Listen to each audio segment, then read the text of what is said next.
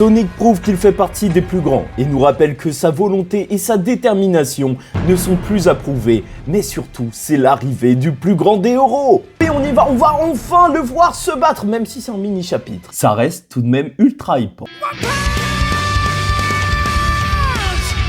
Mesdames et messieurs, ici Chage et on se retrouve aujourd'hui pour la review du chapitre 200 de One Punch Man. Bon, ça y est, je commence à prendre la numérotation française, entre guillemets, celle de French Manga Team. Ça fait que sur la chaîne, étrangement, il y aura 2 reviews du chapitre 200 et ça concerne même pas le même chapitre, mais ce n'est pas grave. Bien sûr, on a la cover du tome 30 de One Punch Man qui est juste magnifique, sauf pour le Saitama. Je sais pas ce qu'il fait là, mais purée, il gâche tout et c'est juste génial parce que c'est le personnage de Saitama et oui, la cover de ce chapitre, c'est Tatsumaki. Ça y est, la maladie de Murata revient.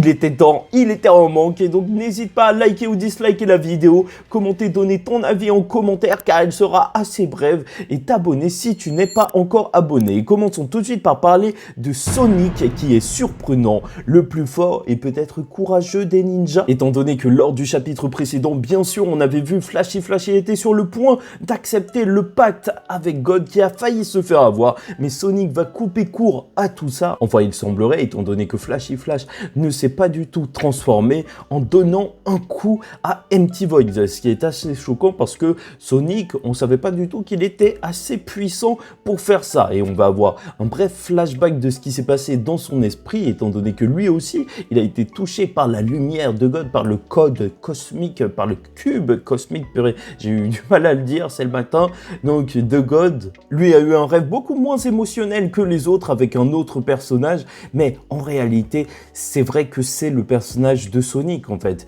Il tourne autour de lui-même, il se pose des questions autour de lui-même et pas forcément par rapport aux autres. Lui, il rêve d'une cellule de monstre qui cette fois est fraîche et pas périmée, alors que Empty Void pensait qu'il suffisait de pousser les humains en leur montrant leur faiblesse et ça permettrait de convaincre n'importe qui. Sonic qui est attablé va juste refuser car il va devenir fort par ses propres moyens, faire exploser cette cellule de monstre. D'ailleurs, on entend un petit cri, donc je sais pas si c'est le cri de God, enfin sinon c'est le cri de qui, et quoi qu'on en dise, ça fait énormément plaisir de voir un Sonic qui est confiant en lui-même tellement qu'il refuse ce pacte. Il le dira, la puissance de Saitama l'échappe, mais en voyant Flashy, il s'est rendu compte du chemin à suivre pour devenir plus fort et une fois qu'il l'a visualisé, il peut en faire une réalité. Il compte bien y arriver. Franchement, quel plaisir de voir un Sonic aussi confiant de sa puissance pour sauver son ami. Sa détermination, elle est mise en avant et en réalité,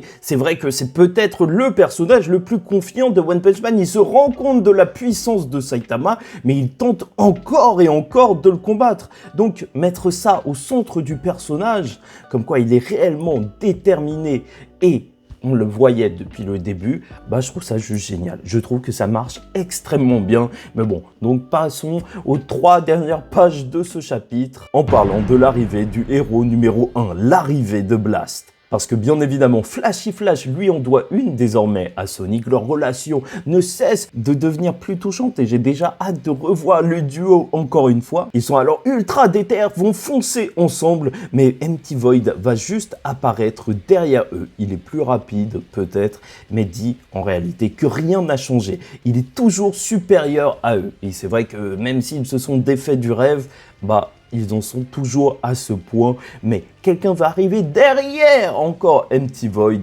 celui qui peut se téléporter et arriver donc à n'importe quel endroit.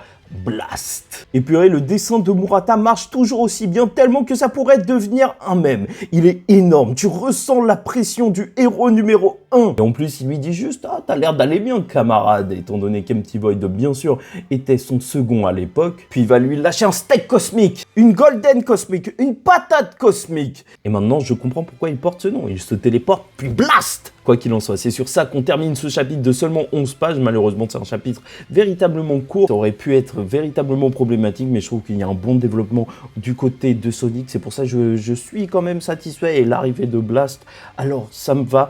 Même si 11 pages, c'est chaud quand même. Murata, c'est pas sa priorité en ce moment d'écrire One Punch Man. Donc tant mieux si c'est passé sur la chaîne secondaire, malheureusement. malheureusement, il y a moins de personnes qui vont suivre. Les chapitres sont un petit peu trop courts, mais on reste là et on continuera de parler de One Punch Man encore et encore. Et t'inquiète pas que la hype Garou Saitama, ça reviendra. Il y a certaines personnes qui s'inquiétaient parce que dans le webcomic, la différence de puissance entre Sonic et Flashy Flash n'était pas aussi grande, mais là, en réalité, on a vu Sonic qui a trouvé un moyen et qui va sûrement rattraper la puissance de Flashy Flash assez rapidement. Donc tant mieux de voir un petit peu plus de développement à ce niveau-là.